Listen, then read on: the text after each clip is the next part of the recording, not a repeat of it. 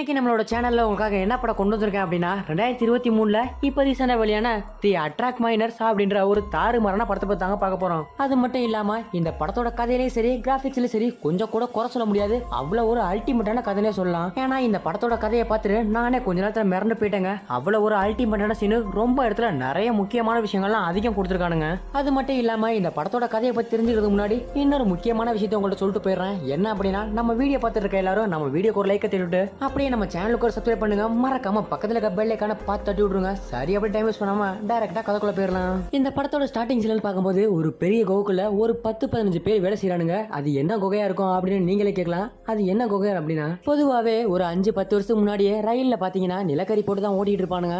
அந்த மாதிரி தான் அந்த நிலக்கரியை சொல்றதுக்காக ஒரு சொர்ணக்குள்ள ஒரு கூட்டம் போக, அந்த கூட்டத்துக்குன்னு ஒரு தனி ஆபீஸ் இருக்கு. அது மட்டும் இல்லாம இதுதான் அவங்களோட பரம்பரை தொழில்னு சொல்றானுங்க.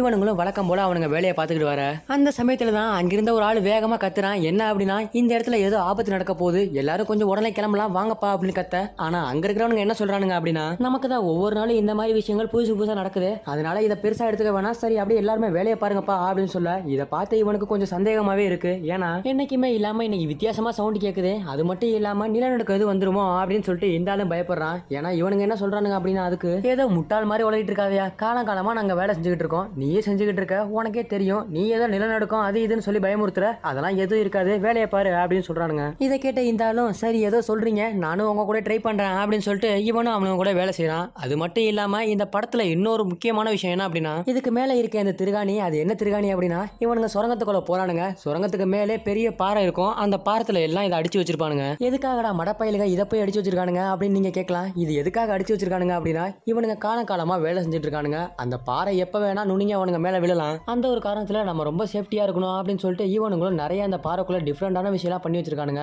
அது மட்டும் இல்லாம இந்த ஆளு திரும்பவும் கத்த ஆரம்பிக்கிறான், டே ஏதோ சத்தம் கேக்குதுடா கொஞ்சம் வாங்கடா அப்படின்னு. அவனுங்கெல்லாம் கொஞ்சம் கூட காதுல வச்சுக்கல, அவங்களோட வேலையா அவனுங்க பாட்டு பார்த்துட்டு இருக்கானுங்க. ஆனா இந்த ஆளு ஒரே குழப்பத்திலே இருக்கான். இவனுங்களும் சொல்ல சொல்ல கேட்காம அந்த மிஷினை ஓட்டிக்கிட்டே மேல இருக்க நிலக்கரியாவது சுரண்டிக்கிட்டே இருக்கானுங்க. திடீர்னு அந்த சமயத்துல பார்த்தா அந்த நிலக்கரி மலையே உடஞ்சு விழுந்துருது. அந்த நிலக்கரியை சரிஞ்ச கையோட அந்த இடமே ஃபுல்லா வெடிச்சு நெருப்பா மாறுது. ஏன்னா நிலக்கரியில இன்னொரு முக்கியமான விஷயம் என்னன்னா, நிலக்கரி குகைக்குள்ள வேலை செய்யறத பொறுத்த வரைக்கும் அவனுங்க காலில் செப்பல் போட்டிருக்காங்கல்ல, அதுல ஒரு ஆணி கூட குத்தி இருக்க கூடாதான், அவ்வளவு ஒரு சேஃப்டியா வேலை பார்க்கணுமா. அது மட்டும் இல்லாம அந்த நிலக்கரியை சுரண்ட சுரண்ட நிலக்கரியே வந்துகிட்டு இருக்குன்னு நினைக்காதீங்க, அதுக்கப்புறம் ஒரு கட்டத்துக்கு மேல எல்லாம் தண்ணியா ஊத்த ஆரம்பிச்சிருமா. இதை பார்த்த இவனுங்களும் ரொம்பவே கஷ்டப்பட்டு வேலை செஞ்சுட்டு இருக்கானுங்க. அந்த சமயத்துல தான் திடீர்னு அந்த மலையை சரிஞ்சு விழுக, இவனுங்களுக்கு என்ன பண்றதுன்னு தெரியல. இவனுங்களும் அந்த கோவக்குள்ள பதுங்கி போய் உட்காந்துருக்கானுங்க. இன்னொரு பக்கத்துல பார்க்கும்போது அங்க வெடிச்சு சதறின நிலக்கரி அப்புறம் அங்க இருக்கிற நெருப்பு எல்லாமே உள்ள வராம இருக்கிறதுக்காக இவனுங்களும் ஒரு தார்பாயை போட்டு அடிக்கிறானுங்க. வேற வழி இல்லையே அப்படின்னு சொல்லிட்டு இவனுங்களும் பொறுமையா வேலை பார்க்கறானுங்க. அது எல்லாத்தையும் கட்டி முடிச்சுட்டு அங்க இருக்கிற ஒரு மனுஷன் மட்டும் என்ன பண்றான் அப்படின்னா, ஓரமா போய் தனியா தலையில கையை வச்சுட்டு உட்காந்துருக்கான். ஏன்னா அவனுக்கு அவ்வளவு கஷ்டம், அவன் குடும்பத்திலயும் சரி இங்க வேலையிலயும் சரி. அந்த ஆளுக்கு என்ன கஷ்டம் அப்படின்னு பாத்தீங்கன்னா, அந்த ஆளோட ஒய்ஃப் இறந்தே போயிட்டாங்க. ஆனா அவங்களுக்கு 2 பசங்க மட்டும்தான். இந்த பசங்களை வளர்க்கணும் அப்படின்றதுக்காக இந்த வேலையில வந்து சேர்ந்திருக்காரு. அது மட்டும் இல்லாம இந்த வேலைக்கு வந்தா கொஞ்சம் சம்பளம் கொஞ்சம் அதிகம், அதுவும் இல்லாம பசங்களை கொஞ்சம் எக்ஸ்ட்ரா படிக்க வைக்கலாமே அப்படின்ற ஒரு மன வருத்தத்தோட தான் இவர் இந்த வேலைக்கு வந்திருக்காரு. அது மட்டும் இல்லாம இந்த வேலையை பொறுத்த வரைக்கும் தினமும் வீட்டுக்கெல்லாம் போக முடியாது. மாசத்துல 1 நாளோ அல்லனா 2 நாளோ அந்த ஆபீஸ்ல பர்மிஷன் வாங்கிட்டு அவங்கள பசங்களை பாக்குறதுக்காக வேணா போலாம். அப்படி ஒரு கஷ்டமான வேலை. இந்த ஆளும் அதெல்லாம் நினைச்சிட்டு வேலை செஞ்சுட்டு இருக்காரு. அந்த சமயத்துல திடீர்னு அவருக்கு ஏதோ நெஞ்சு வலி மாதிரி வருது. இதை பார்த்த இந்த பசங்க எல்லாருமே சுத்தி முத்தி பாக்குறானுங்க.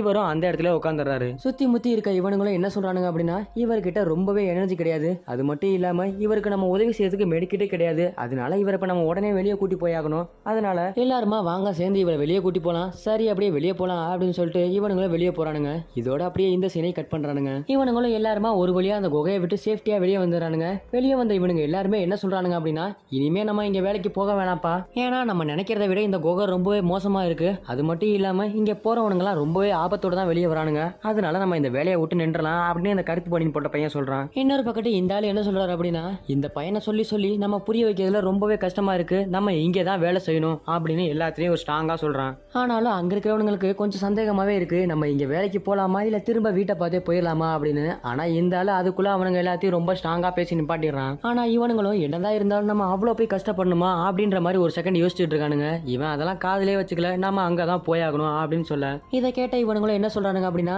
சரிப்பா நம்ம அங்கதான் போய் கஷ்டப்படணும்னு இருக்கு, நம்ம அங்கேயே போய் கஷ்டப்படுவோம், என்ன பண்றது அப்படின்னு சொல்றானுங்க. இவனும் சரி போலாம் அப்படின்னு சொல்லிட்டு எல்லாருமே ரெடி ஆகுறானுங்க. அந்த சமயத்துல திடீர்னு அங்கிருந்த இன்னொரு ஆள் என்ன சொல்றான் அப்படின்னா, நம்ம யாருமே போவேனா, என் பேச்சை கேளுங்க, இந்த கோகுல போய் நம்ம கஷ்டப்படுறதுக்கு நம்ம வெளியே எங்கேயாவது போய் வேலை பார்க்கலாம் அப்படின்னு சொல்ல, இன்னொரு பக்கத்து கேட்டு இந்த ஆள் என்ன சொல்றானா, நம்ம காலகாலமா வேலை செஞ்சுட்டு இருக்கோம், நீங்களும் இவ்வளவு தூரம் பேசியும் புரியாம பேசிக்கிட்டு இருக்கீங்களே, இப்பதானே இவன் சொன்னா நம்ம அங்கதான் போகணும் அப்படின்னு இந்த ஆளும் சொல்ல. ஆனா இந்த மனுஷன் இங்க பாருங்கப்பா, நான் சொல்றத கொஞ்சம் தெளிவா கேட்டுக்கங்க.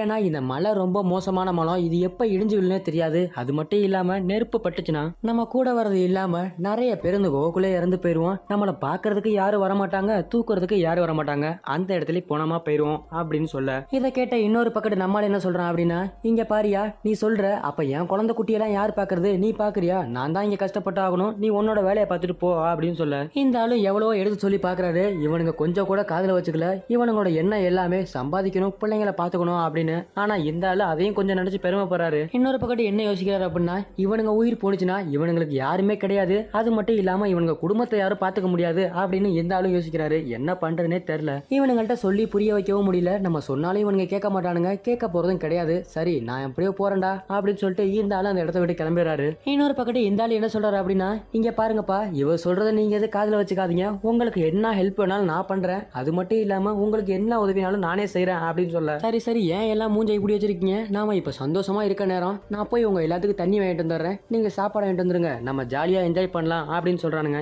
இதோட அப்படியே இந்த சீனை கட் பண்றானுங்க. இன்னொரு பக்கத்துன்னு பார்க்கும்போது இந்த நிலக்கரியில வேலை செய்யறவங்க எல்லாருமே ஒரு பர்த்டே பார்ட்டிக்கு போயிருக்கானுங்க. அங்க கையை நீட்டி நீட்டி பேசிட்டு இருக்கானே, அவன் தான் நம்ம ஹீரோட அப்பா. நம்ம ஹீரோட அப்பாவும் ஒரு கட்டத்துக்கு மேல பாத்துருக்கான். இவனும் கடைசியில என்ன சொல்லிட்டான் அப்படின்னா, நீயும் என் கூட வேலைக்கு வந்துரு, நம்ம ரெண்டு பேருமா சேர்ந்து சம்பாதிக்கலாம் அப்படின்னு சொல்ல. ஆனா நம்ம ஹீரோ பையலுக்கு வயசுன்னு பார்க்கும்போது 17 தான் ஆகுது. அப்பா நான் ஸ்கூல் படிச்சிட்டு இருக்கேன், என்ன இப்படி இந்த வேலையை கூப்பிடுறீங்களே, நான் எப்படி வருவேன் அப்படின்னு சொல்ல. இதை கேட்ட அந்தாலும், இங்க பாருப்பா தம்பி, நீ படிச்சு கிழிச்சதெல்லாம் போதும், தயவு செஞ்சு அப்பா கூட வேலைக்கு வந்துரு அப்படின்னு சொல்ல. இதை கேட்ட இந்த பையனும், இல்லப்பா என்னால கண்டிப்பா வர முடியாது, நீங்க போங்க அப்படின்னு சொல்ல. பதிலுக்கு இந்த பையனோட அப்பாவும் என்ன சொல்றாரு அப்படின்னா, இங்க பாருப்பா, நான் உனக்கு சும்மா சும்மா சொல்லிட்டு இருக்க மாட்டேன், இன்னைக்கு ராத்திரி நாங்க 10 மணிக்கு கிளம்புறோம், நீ கரெக்டா எங்க ஆபீஸ்ல வந்துரு அப்படின்னு சொல்ல. இங்க பாருப்பா, நீ வந்துதான் ஆகணும் அப்படின்னு அடிச்சு சொல்றாரு. அந்த பையனும் அவரோட தோல்ல கைய வச்சு, என்னால முடியவே முடியாது அப்படின்னு சொல்லிட்டு அந்த இடத்த விட்டு கோச்சிட்டு போறான். அந்த சமயத்துல தான் இவரோட ஃப்ரெண்டு வராரு. வந்து என்ன கேக்குறாரு அப்படின்னா, நீ என்னடா லூசுத்தனமா பண்ணிட்டு இருக்க, உன் பையனுக்காக எல்லாமே பண்ணணும் அப்படின்னு சொல்ற, ஆனா உன் பையனே வேலையை கூப்பிடுற அப்படின்னு சொல்ல.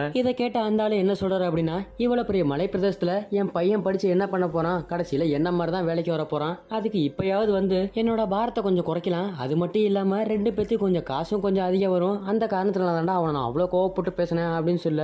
இதை கேட்ட இவனோட ஃப்ரெண்டும், அடே முட்டாள் பையலே, நீ பண்றதுலாம் ரொம்ப தப்பான விஷயம்டா, ஏன்னா அந்த பையனுக்கு சம்பாதிக்கிற வயசு கூட இல்ல, கிட்டத்தட்ட ஒரு 16-17 வயசு தான் இருக்கும், அவனை போட்டு இப்படி கொடுமைப்படுத்துறிய அப்படின்னு கேட்க. அந்த ஆளு அவனோட நண்பன்ட்டே மூஞ்ச காமிக்கிறான். இங்க பாருடா, இது உனக்கு தேவையில்லாத விஷயம், நீ இது தலையிடாத அப்படின்னு சொல்ல. சரின்னு இருந்தாலும் போயிடுறான். இருந்தாலும் என்ன சொல்றான் அப்படின்னா, இன்னைக்கு என் புள்ள என் கிட்ட வேலைக்கு வந்துதான் ஆகணும், அது யாராலையும் தடுக்கவும் முடியாது, அதுக்கு தடுக்க யாருக்கு ரைட்ஸ் கிடையாது அப்படின்னு சொல்லிட்டு இவன்ட்ட ரொம்பவே கோவமா பேசுறான். இன்னொரு பக்கத்து அந்த பையன் அழுகுறான்னு சொல்ல முடியாது, கோவப்படுறான்னு சொல்ல முடியாது. அந்த பையனும் வேக வேகமா நடந்து போயிட்டு இருக்கான். பின்னாடியே அந்த பையனோட காதலையும் ஓடி வரா. ஓடி வந்த இந்த பொண்ணும் நம்ம ஹீரோவை பார்த்து, எதுக்காக நீ இப்படி எல்லாம் பண்ணிக்கிட்டு இருக்க அப்படின்னு கேட்க. இந்த ஹீரோ பையலும், உனக்கு என்னன்னே தெரியாம நீ பேசிட்டு இருக்காத அப்படின்னு சொல்ல. சரி என்னன்னாவது சொல்லு அப்படின்னு இந்த பொண்ணு கேட்க. அதுக்குதான் நம்ம ஹீரோ பையன் சொல்றான், என்னோட அப்பா ஏதோ மடத்தனமா பண்ணிட்டு இருக்கான், என்ன வேலையை கூப்பிடுறாரு, நான் எதுக்காக வேலைக்கு போகணும், நான் இந்த வயசுல எப்படி போவேன் அப்படின்னு சொல்லிட்டு இவனும் இந்த பொண்ணு ரொம்பவே வருத்தமா பேசுறான். இதை கேட்ட இந்த பொண்ணு என்ன சொல்றா அப்படின்னா, அவர் ஏதாவது கோவத்துல சொல்லியிருப்பாரு, அது மட்டும் இல்லாம அவருக்கு நிறைய வேலையில சண்டைகள் இருக்கு, அதனால சொல்லியிருக்கலாம், நீ எதுவும் பெரிய விஷயமா எடுத்துக்காத அப்படின்னு சொல்ல. ஆனாலும் இந்த பையன் என்ன சொல்றா அப்படின்னா, இல்ல இல்ல என்னோட அப்பா ரொம்பவே ஸ்ட்ராங்கா சொன்னாரு, நான் வரலன்னா என்ன அடிச்சே போட்டுருவாரு, அது மட்டும் இல்லாம நான் இன்னைக்கு நைட்டு 10 மணிக்குள்ள போகணுமா, அதனால நீ படிக்கிற வழியை பாரு, நான் என்னோட பொழப்ப தான் பார்க்கணும் போல, சரி நான் போயிட்டு வரேன் அப்படின்னு சொல்லிட்டு இந்த பையனும் கிளம்பிடுறான். இதோட அப்படியே இந்த சீனை கட் பண்ணிடுறானுங்க. இன்னொரு பக்கத்துன்னு பார்க்கும்போது அன்னைக்கு ராத்திரி ஆயிடுச்சு. இவனுங்களும் எல்லாருமா கிளம்பி போக ஆரம்பிச்சிருக்கானுங்க. கூடவே இந்த பையனை கிளம்பிடுறான். என்ன பண்றது, போய் தான் ஆகணும் அப்படின்னு. இவனுங்களும் போயிட்டு இருக்கவங்களே மேல அப்படியே காமிக்கிறானுங்க. பார்த்தா மேல பாறை ஃபுல்லா சுரண்டி கிடக்கு, அதுதான் நிலக்கரி எடுக்கிறது. இவனுங்களும் அந்த மிஷினை வச்சு மேல ஃபுல்லா சுரண்டிடுவானுங்க, கீழே ஃபுல்லா நிலக்கரியா கொட்டும். இப்படிதான் இந்த நிலக்கரி எடுப்பானுங்க.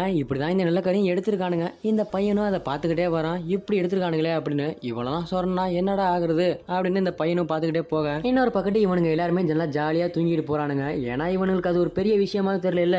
அந்த கோகுலே கிட்டத்தட்ட இவனுங்க 5 மைல் கிட்ட உள்ள போகணும். இவனுங்களும் போயிட்டே இருக்கானுங்க. ஆக்சிஜன்லாம் கம்மியா தான் கிடைக்கும். என்னடா இதை வேற சொல்றானுங்களே, ஆக்சிஜன் வேற கம்மியா கிடைக்கும் அப்படின்னு சொல்லிட்டு இந்த பையனும் பயத்துல பயந்துகிட்டே போறான். இவனுங்களும் போய்கிட்டே இருக்கானுங்க. இந்த பையனோட அப்பாவும் இந்த பையனுக்கு அட்வைஸ் பண்ணிட்டே போறாரு. இங்க பாருப்பா, இதான் நம்மளோட தொழில், இதுல நம்ம கஷ்டப்பட்டு தான் ஆகணும் அப்படின்னு சொல்ல. இந்த பையனும் ஏதோ கோவத்துல அப்படியே மூஞ்சி சோகமா வச்சுக்கிட்டே வரான். இந்த பையன் அந்த கோகுல வந்துடுறான். வந்த உடனே ரொம்பவே முழிச்சுக்கிட்டே உட்காந்துருக்கான். ஆனா அங்க இருக்க ஒரு பெரிய மனுஷன் இந்த பையனுக்கு நிறைய ஆதரவு சொல்றாரு. இங்க பாருப்பா, இதான் உன் லைஃப்னு ஆயிருச்சு, இங்கதான் நீ இருந்து கஷ்டப்படணும் அப்படின்னு சொல்ல இதை கேட்ட இந்த பயலும் நீங்க சொல்றது கரெக்டான விஷயம் தான் அங்கிள், ஆனா நான் இந்த வயசுல வேலை பண்ணி கஷ்டப்படணும் அப்படின்றது எனக்கு அவசியம் இல்ல அப்படின்னு இவர்கிட்ட சொல்ல இதை கேட்ட இவரும் இந்த பையனுக்கு நிறைய அட்வைஸ் பண்றாரு. இதை கேட்ட இந்த பயலும் நீங்க ஏதோ சொல்றீங்க, நீங்க சொல்ற ஒரு காரணத்துக்காவது இங்க நான் கஷ்டப்பட்டுதான் ஆகணும் அப்படின்னு சொல்றேன். இதோட அப்படியே இந்த சீனை கட் பண்றானுங்க. இன்னொரு பக்கம்னு பார்க்கும்போது எல்லாருமே கோகுலம் வந்துடுறாங்க. வந்த உடனே எல்லாரும் தீவிரமா வேலை செஞ்சுட்டு இருக்கானுங்க. இந்த பையன் மட்டும் இங்கே உட்காந்துருக்கான். திடீர்னு என்ன ஆச்சு அப்படின்னா இவனுங்களும் வழக்கம் போல ஒரு பக்கத்து வேலை செஞ்சுட்டு இருக்கா. அங்க இருந்த ஒரு டிரான்ஸ்ஃபார்மர் வெடிச்சு சதறிடுது. இவனுங்களும் கோகுலம் நல்லா மாட்டிக்கிறானுங்க. இவனுங்களும் ஒரு பக்கத்து கோகுலம் மாட்டிக்கிறானுங்க. ஆனா அந்த டிரான்ஸ்ஃபார்மர்ல இருந்து வெடிச்ச நெருப்பு என்ன பண்ணுது எல்லாம் அப்படின்னா அந்த கோக வழியா எல்லா நெருப்பு வருது. இவனுங்களும் நல்லா லாக்கு உள்ள. இன்னொரு பக்கத்து அந்த ஹெட் ஆபீஸ்ல எல்லாமே எரர் காமிக்குது. அதனால அங்க இருக்கிற பொண்ணுக்கு நல்லாவே தெரிய வருது ஏதோ எல்லாரும் ஆபத்துல மாட்டிக்கிட்டாங்க போல அப்படின்னு. இந்த பொண்ணு யாட்டாவது சொல்லி ஆகணுமே அப்படின்னு சொல்லிட்டு பயத்துல வேகமா எந்திரிச்சு ஓடுறா. அப்படியே இதோட இந்த சீனை கட் பண்றானுங்க. இன்னொரு பக்கத்து அவனுங்க எல்லாருமே அந்த கோகுலம் நல்லாவே மாட்டிக்கிறானுங்க. என்ன பண்றதுன்னு அவனுங்களுக்கு தெரியல. நல்லா லாக்கு. அது மட்டும் இல்லாம குகை ஃபுல்லாவே இருட்டு. இவனுங்களும் பயத்துல என்ன பண்றதுன்னு தெரியாம உள்ள உட்காந்துருக்கானுங்க. திடீர்னு அங்க இருக்கிற பாறைகள் எல்லாம் இடிஞ்சு அவனுங்க மேலே விழுந்துருது. இவனுங்களும் அந்த இடத்துல கீழே நல்லா மயங்கிடுறானுங்க. அங்க இருந்து விழுற பாறை ஒவ்வொன்றும் பெருசா விழுது. இவனுங்களும் நகரம் உள்ள கரெக்டா எல்லா பாறையும் இவனுங்க மேலே விழுந்துருது. 2-3 பேரும் அதுல இறந்து போயிடுறானுங்க. அங்க இருக்கிற ஒரு பயலும் எல்லாத்தையும் காப்பாத்தணும் அப்படின்றதுக்காக உயிரை கொடுத்து எல்லாத்தையும் கத்திட்டு இருக்கான். ஏய் எங்கிட்டு ஓடுங்கடா அங்கிட்டு ஓடுங்கடான்னு. ஆனா இவனுங்களும் என்ன பண்றது தெரியாம பயத்துல ஓடிட்டு இருக்கானுங்க. இவனுங்களும் கையில ஒரு டார்ச்சை வச்சு அந்த கிரவுண்டுக்குள்ள போயிட்டு இருக்கானுங்க. உள்ள போய் பார்த்தா ஒரே புகை. அப்படியே அந்த புகையை வெளியே வர இவனுங்களும் பயத்துல அப்படியே பின்னாடி போறானுங்க. அங்க இருக்கிறவனுங்க எல்லாரும் பயத்துல அழுறானுங்க. என்ன பண்றேன்னு தெரியாம. ஏன்னா அவனுங்களை காப்பாத்த கூட யாரும் வர மாட்டானுங்க அப்படின்னு இவனுங்களுக்கே தெரியுது. இவனுங்களுக்கும் குழந்தை குட்டின்னு இருக்கு அப்படின்னு சொல்லி அழுதுகிட்டே இருக்கானுங்க. ஆனா பாவம் இவனுங்க. ஆனா இந்த குகையை விட்டு எப்படி இவனுங்க வெளியே போறான்னு தெரியல. ஏன்னா இந்த குகையோட மெயின் பாதையை அந்த பாறை போட்டு மூடிடுச்சு. இவனுங்களும் உள்ள நல்லா மாட்டிக்கிறானுங்க. இன்னொரு பக்கத்தே அந்த சின்ன பையலும் நல்லா மாட்டிக்கிறான். அவன் மாட்டினது இல்லாம அவனால மூச்சு கூட விட முடியல. ஃபர்ஸ்ட் டைம் வந்திருக்கான். அதனால என்ன பண்றேன்னு தெரியல. அந்த பையலும் உள்ளே நல்லா மாட்டிக்கிட்டு உட்காந்துருக்கான். அந்த பயலால பேசக்கூட தெம்பு இல்ல.